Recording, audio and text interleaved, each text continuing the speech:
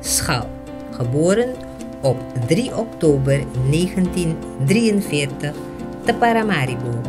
Topvoetballer, voetbaltrainer, sportcommentator. Edwin Wiene Reinil Schal voetbalde in zijn jeugd op het Meester J.C. Bronsplein bij SV Tuna. Als 19-jarige ging hij naar Transvaal, waar zijn carrière een vlucht nam toen hij in 1968 topscorer werd en sportman van het jaar. Schal was het grootste talent in de gouden jaren van het Surinaamse voetbal. Met Transvaal won hij 5 nationale titels en werd 2 maal voetballer van het jaar. Als aanvoerder won hij met zijn ploeg in 1973 en 1981 de Champions Cup van de Confederation of North Central America and Caribbean Association Football, CONCACAF.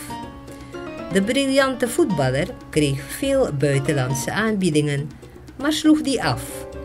Bij buitenlandse toernooien ontving Schal een vergoeding, maar speelde in eigen land kosteloos. Oud-president Johan Ferrier noemde hem nationaal bezit.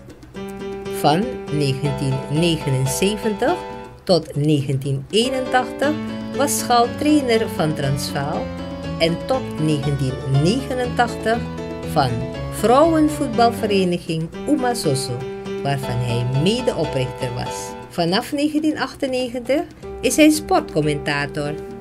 In 2018 kreeg Schal de Siegfried Haltman Sport Award. In 2019 volgde de QN Sport Lifetime Achievement Award en werd hij voetballer van de eeuw.